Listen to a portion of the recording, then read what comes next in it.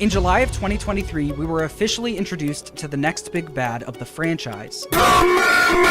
This is great, but I keep going back to the same question. Was this always the plan? When Scott and Steelwool were making Security Breach, was always going to be the big reveal? Well, after diving back into Security Breach, I think that answer is yes. This theory has been months in the making, and I can't wait to share it with you. Let's get started. During my research, I found that the tales from the Pizzaplex books were really trying to point us in the right direction. Basically, some of the events that take place in the books also happen in the games, but they aren't completely the same. And the first of these events revolves around how got to the Pizzaplex. In the books, they make it very clear that wasn't always at the Pizzaplex, it was shipped to the Pizzaplex. In the books, before the Pizzaplex was done being built, there was a construction crew working on the FNAF 6 pizzeria under the Pizzaplex. Suddenly, a big shipment arrived out of nowhere, and this shipment included a bunch of, quote, state-of-the-art animatronics and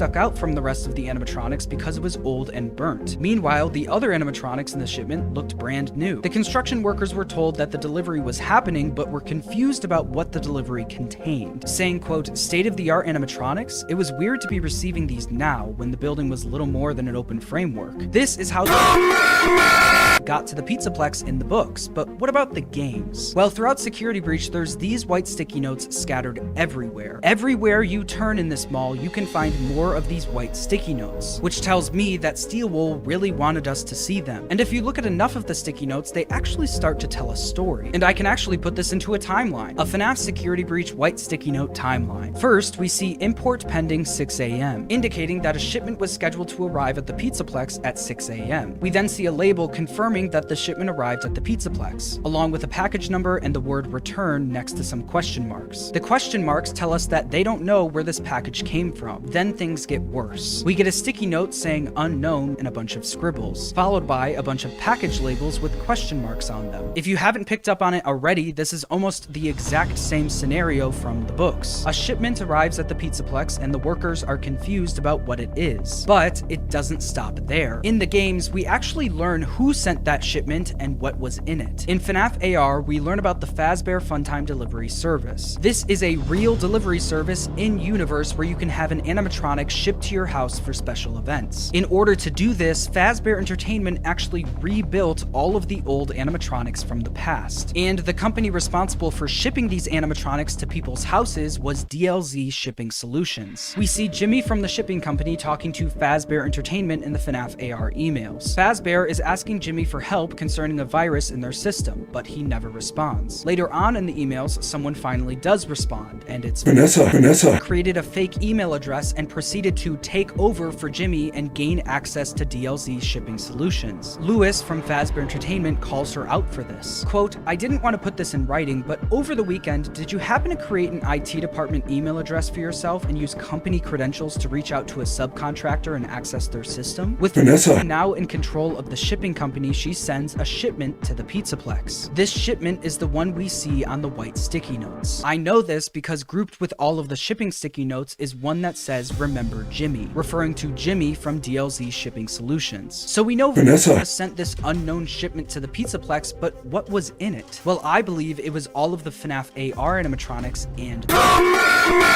just like how in the books, it was a bunch of state-of-the-art animatronics and need more proof? In Rockstar Row in Security Breach, you can find a bunch of things on display, including this empty stage from FNAF VR. Instead of just closing the curtain, they left it open to show that the stage is empty. This tells me that Freddy, Bonnie, and Chica were once on that stage. We know it couldn't have been the OG Freddy, Bonnie, and Chica because they're long gone at this point. We literally see Foxy's rusted torso in a display case. It had to have been the rebuilt versions of the animatronics for the Funtime Delivery Service. I think this because if you look in front of the stage, you can see the shipping label with the question marks on it. The FNAF AR animatronics that were shipped to the Pizzaplex were once on that stage, and now I believe reside in the Blob. This is why we see a bunch of animatronics in the Blob that should no longer exist. These are the rebuilt versions of them for the Funtime Delivery Service. So we know that this shipment to the Pizzaplex included all of the FNAF AR animatronics, but what about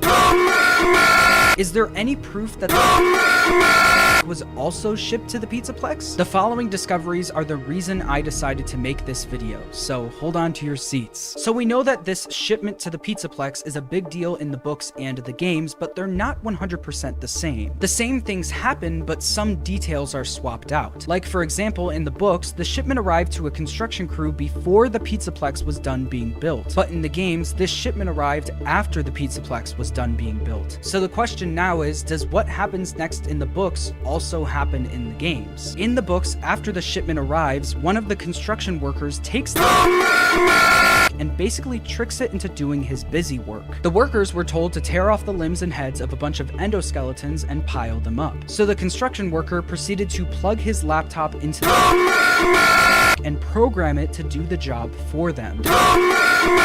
Then began tearing off the limbs and heads of the endoskeletons, but once it ran out of endoskeletons, it started tearing apart the construction workers. Now, let me point you towards the games. In Security Breach, you can find a duffel bag message titled Job Security. The message reads as follows: "Where is everyone? Leo was the only one who had a copy of the maze control key, but I haven't seen him for months. Maybe that creepy bot knows where the key is. Leo was supposed to train it to work the maze. Instead, he tricked the bot into doing busy work under the daycare theater. I'll check after the all-staff meeting tonight." So we have an employee that tricked a creepy bot into doing his busy work. And now he hasn't been seen for months. This is exactly what happens in the books, just with some details swapped out. This creepy bot is something I can't believe I haven't noticed before. I can't think of anything else this could be referencing other than creepy bot is singular. They're talking about one specific animatronic, which means it can't be one of the many Glamrock endoskeletons. The only other character I could see this applying to is the daycare attendant. But even then, the daycare attendant has a name. Why use creepy bot? Also, we get a duffel bag message about a kid having nightmares after visiting the daycare, which implies that the daycare attendant is already working the daycare and wouldn't be available to do anything else. So not only was included in the shipment to the Pizzaplex, the staff were aware of its existence and it was openly being used throughout the building. Need more proof? In the books, we learn one important piece of information. The Glamrock endoskeletons are version 2 of the endoskeleton. Basically, Fazbear Entertainment took the design and functionality of and used it for the Glamrock endos. This is backed up in the games. In Security Breach, you can find blueprints for the Glamrock endos. And on those blueprints, it says that the Glamrock endos are the new generation of endos, implying that there was a previous version, which was and there's one thing that and the Glamrock endoskeletons have in common. They're both drawn to sound. In Ruin, Helpy drops a piece of information about the Glamrocks that we've never heard before. He says experienced employees use intercom recordings to direct animatronic performers to specific locations, you know, for autographs and photo ops. A key game mechanic in Ruin is using sound to lure the Glamrocks away from us. This feature directly came from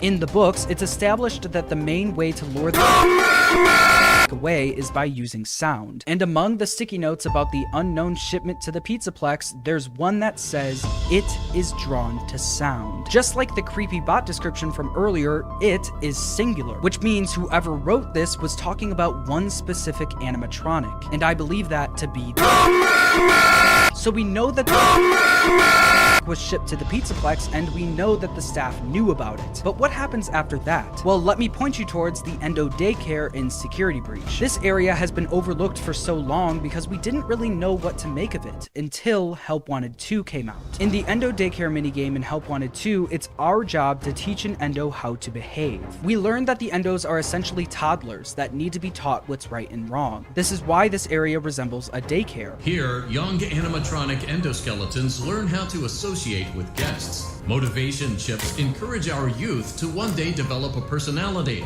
and become the next Freddy, Chica, or TBD Pizzaplex star. There's even this Easter egg in Security Breach when you bring Glamrock Freddy into the Endo Daycare. I have never been allowed in here before.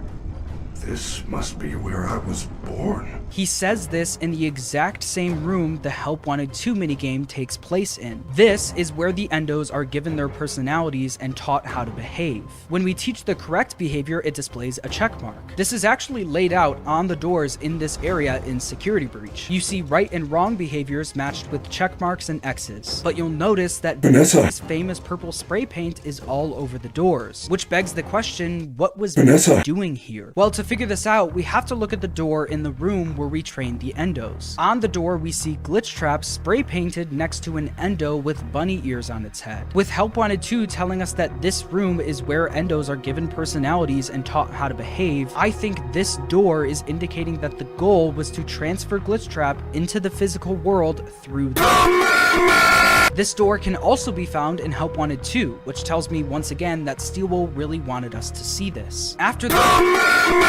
takes a trip through the endo daycare, what happens next? Well, this is where the sticky note room comes into play. We find out in the Tales books that was known for drawing on multicolored sheets of paper, clearly connecting this room to the book even says that would sometimes color in the entire page, and in this room we see pages completely colored in. There's also a workstation right above this room filled with a bunch of white sticky notes, including the It Is Drawn to Sound and the Mystery Shipment notes. Also on the table at this workstation are the blueprints for the Glamrock endoskeletons, where we learn that these are the new generation of endos. All of this stuff clearly connects this room to so we know that drew these pictures, but the biggest mystery is what these pictures mean. When you look at the drawings, most of them have to do with a birthday party, with a note saying birthday time, party time, a drawing of cake, pizza, balloons, kids, presents, and basically everything having to do with a birthday party. I've spent the last 2 years looking at these sticky notes trying to figure out what this birthday party means.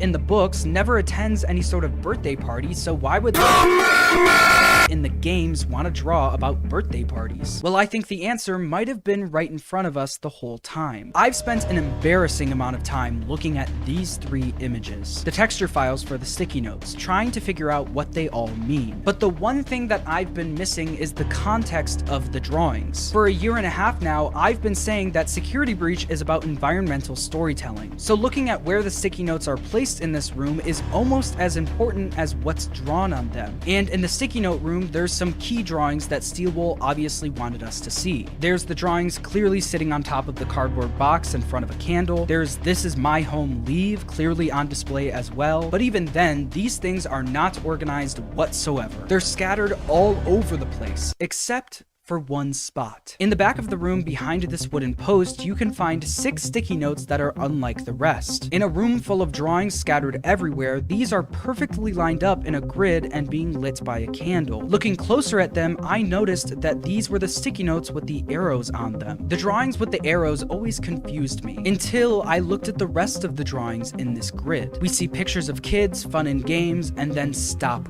go. With the context of the kids, the arrows, and stop, go, it looks to me like these are directions, as if someone was directing throughout the Pizzaplex, passing a bunch of kids, birthday parties, pizza, fun and games, and balloons. If really was present throughout the Pizzaplex, like we see in the duffel bag message earlier about the creepy bot and the It Is Drawn to Sound note, then it would make sense that it would draw about birthday parties. The Pizzaplex is a giant place where birthday parties are being held. All it's seeing in this place is birthday parties. And I think the person guiding throughout the Pizzaplex and keeping it in this room was Vanessa. If you look at enough of the sticky notes, you can see evidence of 2 entities talking to each other. This is something that ID's Fantasy threw out there a while ago, and I completely agree. There's notes that say you and me, hello and goodbye, befriend, hide, no hide, get snack, pizza time, and obviously stop, go. You even see evidence that they followed through on these notes as well. In the sewer system, you can find a little hideout featuring the drawings, a pizza, and a bunch of cups. I think this was Vanessa and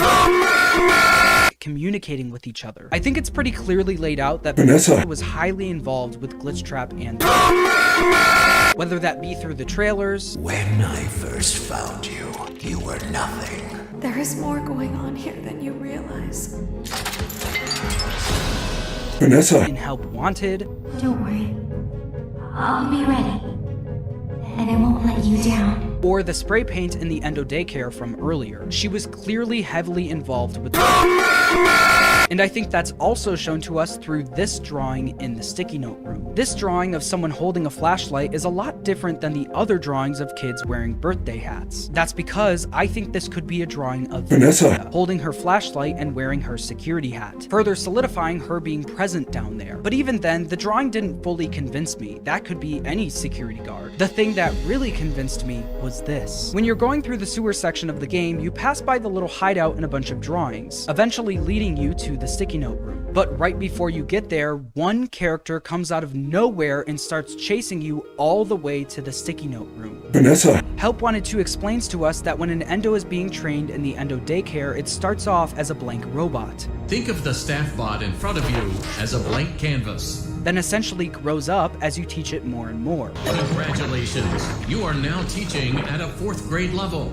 Good job. You are now teaching at a junior high level. This is exactly what we see with the different phases of the drawings. What once started as a robot talking in binary slowly started growing up and becoming more intelligent, with the drawings and handwriting becoming better and better. Vanessa. It was training to be a robotic recreation of William Afton. This is why we see a robotic recreation of the Afton family. Vanessa. It was showing that this was its family and that this was its home. But as started growing up, it started becoming more aware. It started wanting things for itself and getting possessive over what it had, eventually leading it to kick out anyone who stepped foot in its home. I believe that Burn Trap is the result of Glitchtrap's plan working, entering the physical world through But there's two people who stop that from happening, Gregory and Cassie's dad. In Ruin, we learned that the Burn Trap ending is not the canon ending to Security Breach. The canon ending is the Princess Quest ending, where Gregory destroys Glitchtrap and frees Vanessa. We also learned that after Gregory freed Vanessa. they likely caught and trapped it in the basement, like we hear in the Candy Cadet's story. There was a monster in the woods, but the mother caught it and kept it locked in the basement. But as we learn in Help Wanted 2, Gregory didn't destroy all of Glitchtrap. A piece of him still remained, and Cassie's dad was the one who destroyed that piece in Princess Quest 4. This is why when we finally meet in Ruin, there's no trace of Glitchtrap or William Afton left. Gregory and Cassie's dad destroyed it all, leaving the plain old left to be found by Cassie in the basement. We learn in Security Breach that Vanessa was sent to the Pizzaplex for a reason. I'm needed somewhere else now. Thank you. And I believe that reason was to help Glitchtrap enter the physical world through after shipping to the Pizzaplex, Vanessa uses the Endo daycare to turn into this robotic recreation of William Afton. She keeps in the sticky note room, telling it that this was its family and that this was its home. But after Gregory frees Vanessa and destroys most of Glitchtrap, they lock in the basement, where it eventually will trick Cassie into setting it free. If you enjoyed this video, make sure to subscribe, and thanks for watching.